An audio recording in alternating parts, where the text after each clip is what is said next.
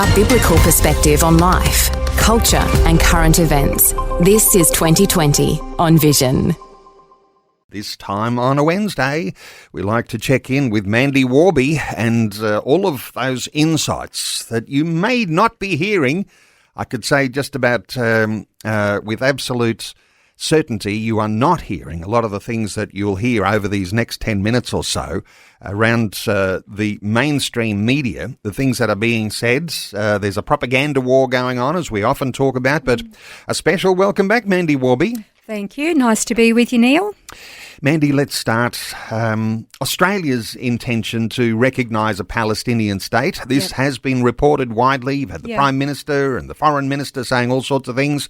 How do you perceive what's going on? I'm actually not surprised. In fact, there were myself and many others actually were anticipating this when he first came into power, and certainly after the last election. Because he actually has a history of being very anti-Israel. Even in going back to 2000, he was a spokesperson at a protest where Israeli flags were burned, the US consulate was stormed. That's going back to 2000, and it goes back to his uni days. So recognising a Palestinian state is literally what I anticipated. But he's doing this in response to a war that was forced on Israel by the terrorist group Hamas, and this is a reward for Hamas. It's really beyond concerning. I mean, even just this morning I saw a headline on Sky News Australia where our Prime Minister is now referring to deaths of Hamas terrorists using their language, calling them martyrs. Our Prime Minister is using the lingo of the Hamas terrorists. It's very concerning. I mean, I get into trouble for saying things like Palestine doesn't exist, but I'm not lying when I say that, okay? It is an opinion. I recognise people have different opinions, but you'll know of Greg Sheridan. Have you ever chatted with Greg Sheridan? Yes, he's been our guest a number of times. Right, in fact, he's written a number of Christian books, and I've got him in the diary to be a guest on 2020 sometime in a week or two's time. Excellent. Well, he's a journalist, and as you said, he's written books, so he's an author. He was described on the ABC's Q&A program as one of Australia's most respected and influential analysts of domestic and international politics. He is a writer, and he is the foreign editor at the Australian newspaper. He did an interview with Sky News. He was interviewed by Kieran Gilbert, and he said this, quote, "It's one thing to criticise Benjamin Netanyahu's latest military campaign. That's reasonable. I'm critical of it myself. But to conflate that criticism with recognising a state which doesn't exist is purely symbolic. I mean, people talk about 140 states that already recognise Palestine. Most of them recognised Palestine decades ago. It didn't do anything to produce a Palestinian state. Hamas has been telling everyone what a tremendous victory this is. We slaughtered 1,200 Jews. We took 250 hostages. And look, the world now recognises a Palestinian state. All these once allies of Israel are now alienated from Israel. Hamas doesn't care about the suffering of the Gazan people. It could end it in a minute by releasing the hostages. Albanese has handed Hamas a great victory." Those are the words of Greg Sheridan. And then he went on to say that he himself is critical of Netanyahu for his response militarily, saying that Israel is going to take over the Strip. But I will say this, he negated to then add that what the Israeli government is implementing, it will be temporary. They want to secure the Strip, rout out Hamas and free the hostages. Okay, so but the point of his conversation was just by saying we recognise a Palestinian state does not a Palestinian state make. It doesn't. So when I've said that a Palestinian state doesn't exist, I'm actually not lying. I'm stating a fact. All right. And then, remember last week I quoted the leader of Hamas, one of the leaders of Hamas, Razi Ahmed, who said that the international recognition of a Palestinian state is a direct result of the October 7 operation. Well, there was also another interview on Sky News Australia between James McPherson, another guy you've had on 2020, and he was interviewing Eylon Levy, the former Israeli government spokesperson, and James asked Eylon about our Prime Minister saying that Hamas wasn't interested in a two-state solution, so Australia's recognition of a Palestinian state as part of a two-state solution would not make Hamas happy. But then Elon responded. He said the decision by the Labor government to recognise a non-existent Palestinian state in response to the October 7 massacre is criminally clueless. They have no idea the amount of damage they are doing by rewarding Hamas for those barbaric atrocities and encouraging more of them. He said, I saw Albo on Sunrise saying that Hamas will oppose this decision, but the opposite, Hamas is welcoming it. He then quoted what I just quoted by Razi Hamed, saying, oh, no, all the recognition is because of what the dignified thing we did on October 7. So the Hamas leader said it's one of the greatest achievements of that decision. He's speaking of October 7, to gun down Israelis at a music festival, burn families alive in their homes and take hostages that are still starving and torturing in the dungeons of Gaza. And Elon said, frankly, I don't understand what Australia has to gain by betraying an ally at war and turning its back on its major ally, the United States, because it's fomenting violence. And the conflict that the government doesn't understand, they're simply appeasing the protesters that have taken over the streets of Australia. And, of course, James then responded by saying, well, really what Australian government has to gain is votes from certain key communities in Australia. So, it's pretty bad. Just before we move on from here, I heard the Prime Minister on television yesterday, and he was being quizzed about these things. You might say interrogated, but very lightly interrogated on any of our mainstream media. Yep. But he was saying that while they want to recognise a Palestinian state, because a two-state solution has been, a possibility for a long, long time, as we've been saying, he was saying that he doesn't want to delegitimise or do away with an Israeli state. He wants the countries that are around Israel to recognise the Israel state. Sure. But there does appear to be a little bit of naivety in that, in the way that the Islamic religion has a big effect on the way people think about the Jewish state. You have to think about and recognise what is the charter and the overriding ideology of both Hamas and the Palestinian Authority, which was just the PLO with a name change. They haven't changed their charter. And that is to completely wipe out the state of Israel. So to turn around and say that we want two states is very naive. He even acknowledged Hamas is not interested in two states. Neither is the Palestinian Authority. So you can't force the Palestinian Authority or Hamas to agree to a two-state solution that they've already rejected. So how can you force it on Israel? They don't have a peace partner.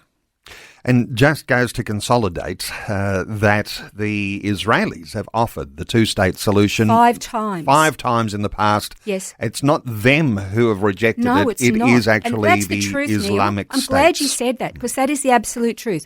They have offered them a state 5 different times, and every time it got rejected and they embarked on terrorist campaigns. Even today, the logo of the Palestinian Authority shows the map of what they call Palestine. It's the entire state of Israel. It's not a two-state. The logo of their military wing, Fatah, shows the entire state of Israel. At the Palestinian embassy in Tunisia, which was opened in 2021, I might add, so only a few years old, they have this huge, and I've shown you this image, it's a huge wall with a marble cutout on the wall of the entire state of Israel saying it's Palestine. They're not making any, they're not hiding it. They want the entire state, and that's all. They don't want Israel to exist at all. Israel, it doesn't have a peace partner. Now, what do we understand about the surrounding nations? The Arab League, something like 22 Muslim nations in that. What's their response? That's a really interesting thing, because I don't know if you know anything about the Arab League. There's 22 nations, as you said. Most of them are from Northern Africa, so they're not actually Arabs, they're Muslim nations. That's what actually unifies them.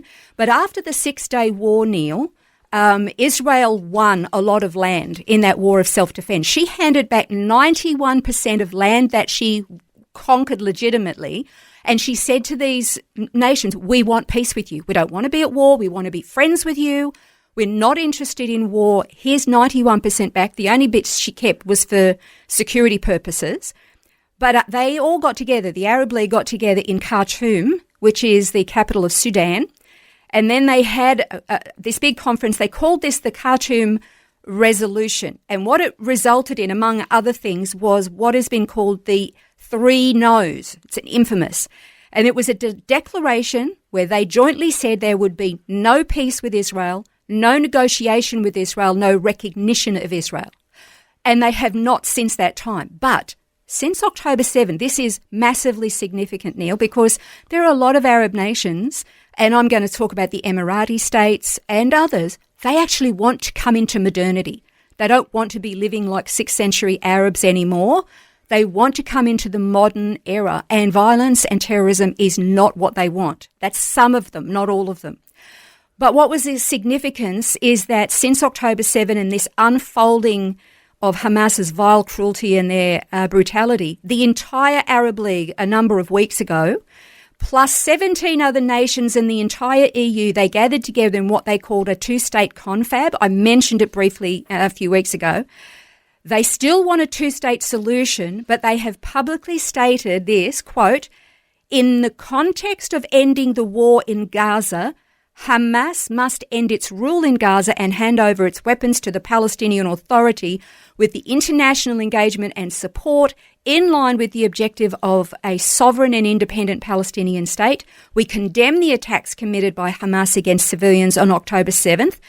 They also went on to say, and we also condemn the attacks of Israel against civilians in Gaza, against civilian infrastructure, siege and starvation, which have resulted in devastating humanitarian catastrophe and protection crisis. Now, they haven't admitted that all of the death, all of the destruction is a result of Hamas stealing aid, not providing protection, hiding in and under civilian homes, hospitals, mosques, UN buildings and all of that.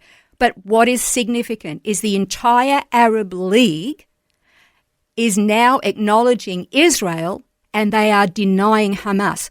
They're doing that while the Western world is emboldening and supporting Hamas. Make that make sense to me? Because that doesn't make sense to me. It looks a bit topsy-turvy to me too. It really does. Hey, what about ceasefires? There's calls everywhere. People want a ceasefire agreement. Is there any hope for that on the horizon? Well, here's the Israel and Hamas were in negotiations once again. Okay, once again they were. But on the very day that France recognised a Palestinian state, which was quickly followed by the UK and then Canada, Hamas walked away from the negotiations because all they have to do is wait till September and they'll have their state recognised. It's not going to make a Palestinian state, but it's these Western nations who've jumped on this, I'm recognising Palestine, that isn't actually there. All they've done is made Hamas walk away. So there's no negotiation I believe at the moment, and I can't confirm this, Qatar and Egypt are trying, along with the Americans, to get Hamas back to the negotiating table. But they're saying we want 250 trucks per day coming into Gaza. There's so much aid in Gaza, Neil. I've shown you the images. I've shown it all to you. It's all been documented, reported by numerous different outlets. The aid is there. Israel has sent in over 2 million tonnes of aid, medicine, clothing, all their needs. A lot of it right now, thousands and thousands of pallets, is just sitting there rotting in the sun because the UN and their agencies won't distribute it. But I also showed you a video this morning, Neil, of a convoy of aid trucks that have now since been hijacked by Hamas. They've got their Hamas fighters with their machine guns and other security vehicles with all hanging out the side with their machine guns.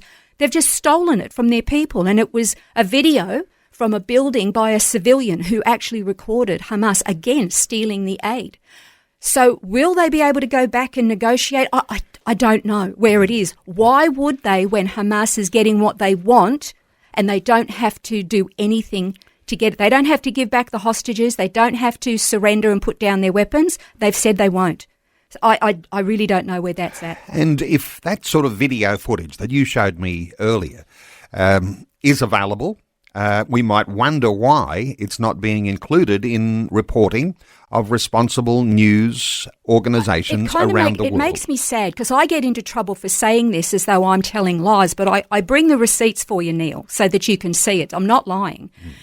The thing is, if they're if the mainstream media reports something, like they did about the starvation that turned out to be those children were not suffering from starvation because of Israel. They had congenital genetic diseases, sadly. But in order to then come back and say, oh, actually, we're wrong, that's a very, very difficult thing for people to do. They don't want to break their narrative. I don't understand it, other than all I can say is there's a very serious and real spiritual element in all of this. I mean, I kind of have to sort of leave it at that point. It's spiritual. Yeah. Hey, time has run out, Mandy. Very briefly, you've been monitoring all sorts of things, the Jewish people, the people of Israel and Jewish communities around the world. Is there a general impression you have as to whether they're coping with the sorts of things that are going on? They're suffering really badly. They're being attacked in the streets. They're being hit upon, beaten up, shot at.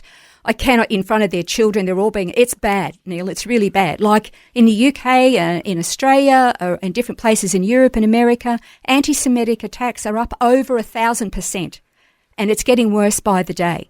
There was an Iranian man in London, not a Jew, an Iranian man standing in solidarity with Israel, and a man walked up, and I saw the video, it's horrific, grabbed him by the throat. It looked like he was trying to rip his throat out. Excuse me, that's graphic. But that's what happened. He survived, thankfully, just because he was standing with Israel. It's very bad, and there is increasing numbers of Jews now wanting to make Aliyah, to immigrate to Israel. The biggest single group of Jews have just emigrated from the UK to Israel. We're going to see more of that, and that's to our loss, but to Israel's gain. There's always a bigger picture, and on this little update we do each week, Mandy, you bring a dimension that we're not hearing anywhere else, and I want to thank you so much for that. There's so much more we could talk about today. We haven't got any time, but hey, thanks so much for your update today. My pleasure. Thanks for taking time to listen to this audio on demand from Vision Christian Media. To find out more about us, go to vision.org.au.